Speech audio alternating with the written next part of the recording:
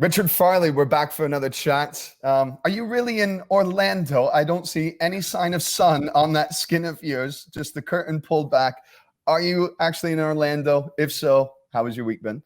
Yeah, I think somebody watching this might assume that you're in Orlando and I'm in Portland.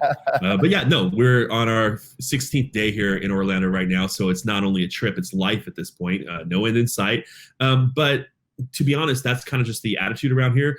I think a lot of people associate this place with the greatest tourist destination on earth, but everybody here is down here to play games, man, and life centers around that. Well, you as well. Then you've showed us how life is and the facility with some great content. You took your phone out, you took the camera, and you've given us a tour around the facility. Let's take a look.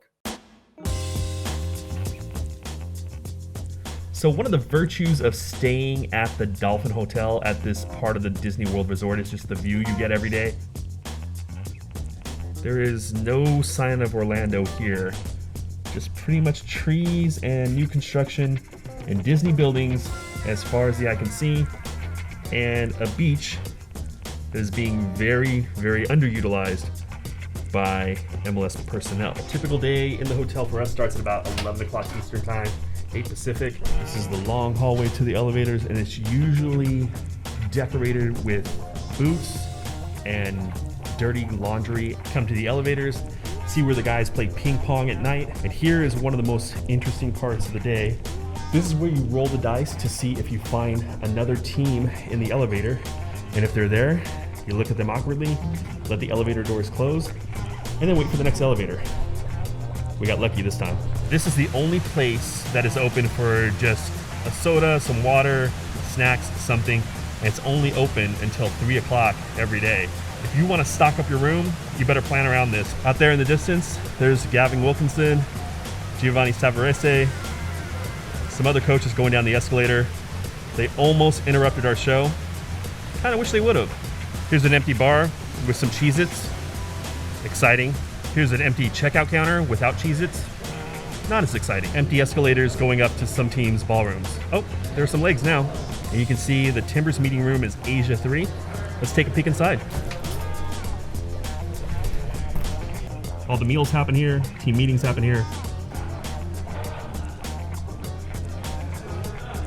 Yeah, let the excitement fill you.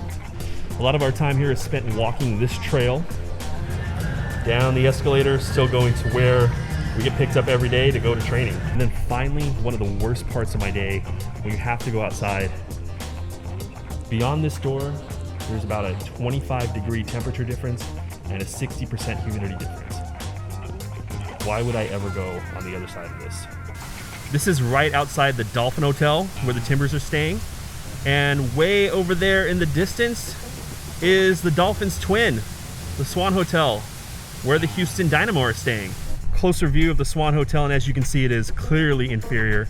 I think if you have modest expectations in Group F, you stay here, but if you actually want to go farther in the tournament, you go stay at the Dolphin.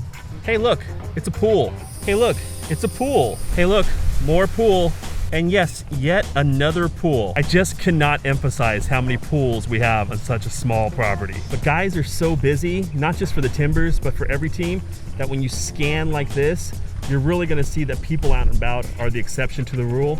They're getting treatment, they're in meals, they're in prehab. They're doing all these things that aren't really consistent with just laying by the pool. All right, it's about 3 o'clock, which means it's time to go to training.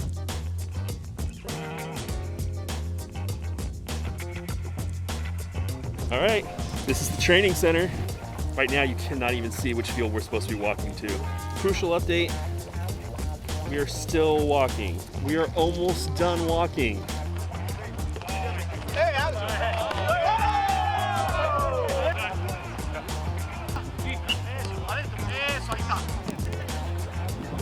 And this is what it looks like afterwards. Game day -2.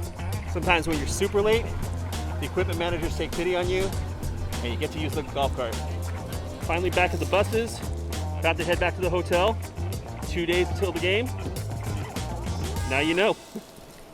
Fantastic stuff, Richard. I tell you what, you have a job as a tour guide at some point in your life, because that was fascinating. The tour that you took us through. With it, what stood out to me is nobody's around. Is nobody hanging out with you, Richard? Or is that the way it goes there? Is it pretty scarce when you walk around the facilities?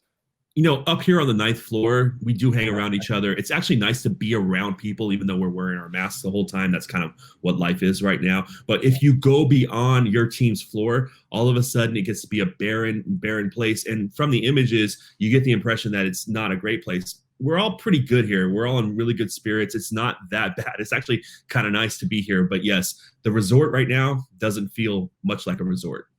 Well, Richard, it was terrific insight inside the bubble. Thank you for taking the little tour. I dread to ask you to take the tour of your room, what it looks like in there. So thank you for leaving that clip out. No, your instincts serve you well there, man. Hey, enjoy the rest of the week, Richard. We'll catch up along the way. Yeah, 6 out of 10. And again, thanks for coming on.